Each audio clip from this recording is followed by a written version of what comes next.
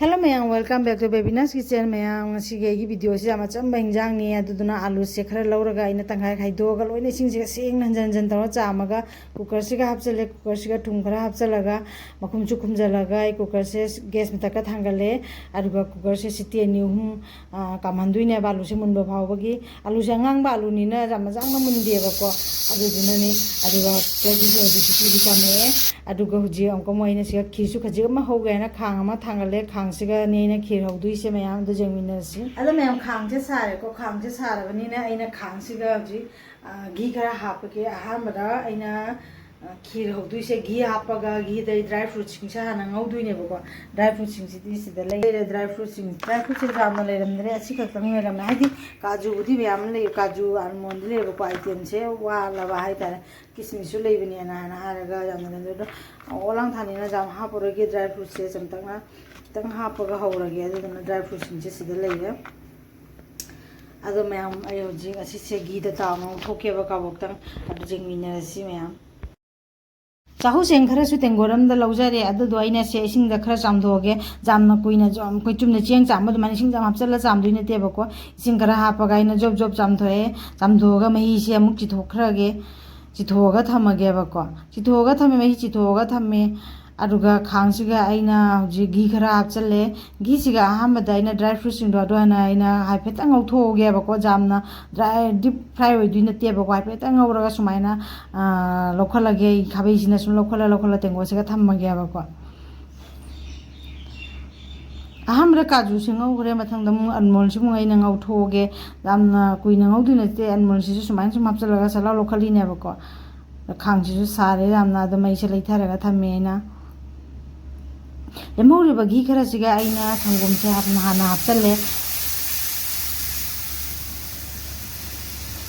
संगोम से हापचल मतुंगदा अइना खाबैसिना अमता ओखाइगे अइना अमकम ओखाइजरेको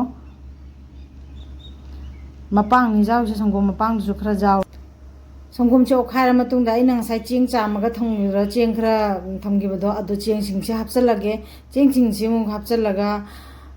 खाबैसिना फजना ओखाइरगेको चाहू चेंगनिना जामना कुइना चामगा थंबदो नतेबको अदुगा से चेंगसे हापगा मु ओखाइजरे ओखाइरबा मतुंगदा इसिंगसे बाने हाइदि संगोमसे इसिंगी सरुक जाउदेबैना हौरिसे संगोमदा सुम हौबनी खरा खरा तौना सुम सौगलेबको सौगलपदो मखादा खांगसिगा नपसंदना बेना मरक मरकता खाबैसिना तपिना तोरगा ओटपगी मथौ तायबा अदुनेनो ओलिसे ओलगा चेंगसे जाउनिना जामजांना मुल्लिदना कोइन चेंगसे खरा जाराबाइना जेंगिना चीनी खरा हापचले चीनी से चामच अहम खतने हापी जाम थुम सोहेंद्रे जामना चंब सोहेंद्रेबको अदुदुना चीनी से चामच अहम हापचनजरे फजनासु सौरे चेंग से अदुगा हजे अइना मैसे जामना कलहंद्रेबको अरमा ड्राई फ्रूट से अइना ngasai ngौथोगा थमगिबा काजूगा आलमंडगदो अदुदो अइना हापचले अदुगा मैसेसु हाइफे लैथरगा थमे हालाइथबाइदिको खतंग सिम मयाइ मिडल फ्लेम दा थमिनेबको कासनगि तारेना अदुगा अइ हजे असिगा मोइना हापतुइसे अखोइगे मागी खीरदि इलाइची हापसे हावेदना इलाइची मरी खक्से मोइना पप सुगाइरगा काबो काबो सुगाइरगा खुचिना सुमाइ क्रश तौरगा नै खाइरगा इना सुमाइना हापचलनी सिसु चाइसलेको अदुगा सिसु चाइसनजरे अदुगा खीर से मुंदी मुल्लेको अदुना हमको मैसे हमको लैथरगा ngahtangdi जाइनेबा मखुम खुमजलगाको अदुगा दुम मागी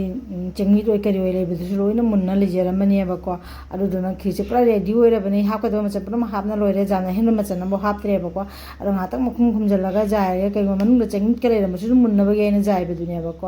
असमाइना मैसे लैथरगा जाइरे से समाइना खीरसिसु हौबा लोइरे अदुगा हजि ngasai आलू फुटखिबदो अदुसु ngasai इंहनगा थमगिबदो आलू सिसु इंगे हजि मकु खोकबा जारे अइना आलू सु फुटपा मतमदा थुंगतंग जाइसनगे अदुदुना आलू सु मकु खोकबदा नुंगाइबको अदुदुना आलू सु मकु खोकतोगे आलू से मकु खोकतोकबा लोइरगा आलू से अंगांग आलूनेबा अदुना खतंग मागी अखोइगी देसी आलू दुमाइना तौरेबको र आलू पिलरसिना अइना लोइना तोखाइबनेबको तोखाइरगा लौथोए हाइदि आलू पिलर जाऊब आलू सिंदुसु लोइना लौथोए नत्सन्ना लेबदो आलू से रेडी होइरेबको असिसे अइना सोक तौनबगे थौरांग तौदुइनेबा अरो खीसे अइना मैदगिसु थांदरगा मखारा थम्मे ओखाइरगा जेंगे मैसे जाम लांगबसु ओइद्रे अदो इ जामना कंगबसु ओइद्रेबको अदुगा सिगम खांग मचा मैना थांगले मैसे ऑन तौरे आलूसु सोक तौनबगिनेबा अदुगा अइना से थमिसे अखोइ फदिगोम जेनम असोइबा अदगिदि मोरोक अदुदुनेबा अइना से प्लेट सिमदा रेडी तौरगा थमिसे अदुगा खांगसिगा अइना थाव खतंग हापनी खांगसि खतंग खांगसिदा थाव सान हाइरे अदुगा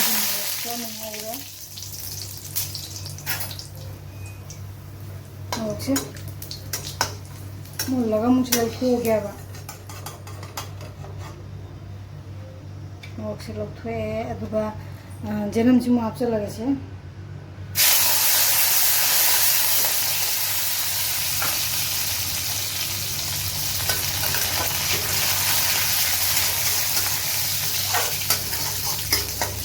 खांसिगा जेनमसि हापचलगने जामना मुन्ना ngौरि नतेबको ngahakतने मैना ngौरिसे ngहा ngौरगने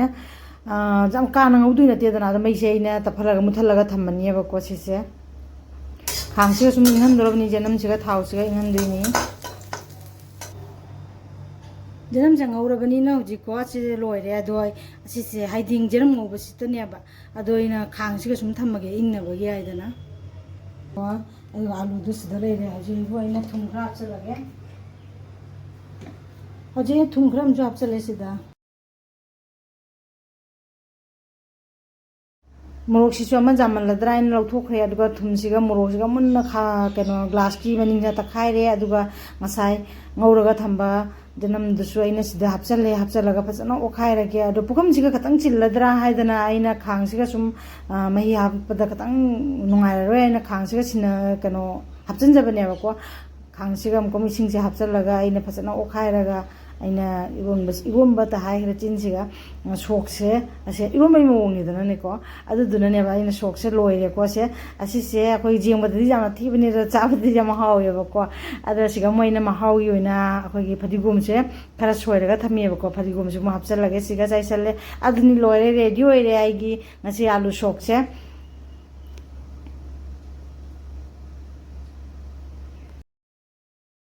अदुगु मयाम अइ ngasi अइना थोंबदो मयाम सिदा लेरेको सिदा लेरे खीजु सेम लोइरे सिदा लेरेको खाइदि खाइदोक्तरि अदुगा अइना इरोंबा हाइतारे आलू सोकसे निरामिस आलू सोकसे असिसु अइना सिदा लेरे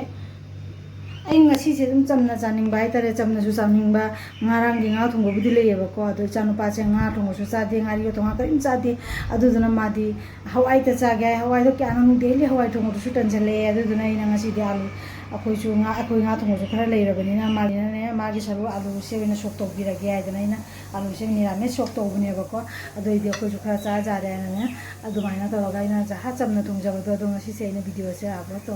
शेयर तौजरगा मयामदु शेयर तौनिने मयाम अइगी चैनल से लाइक शेयर सब्सक्राइब तौर सपोर्ट सु खरा तौबिरो दाइनो तेंगोसिदा खीजु खाइदोक्चरे अइ ngasa आलू सोकतसु सिदा खाइदोक्तना लेरे हजिक चानाबगी मु अइ पुखम तेंगोता हिंजांग मथेन सेम हौरे से आलू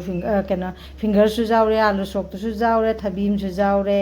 अदुगा सिगा अइना आलू टमाटर तौर थोंगो सब्जी दो अदु सु जाउरे nga मचागा थोंगमुनियाबको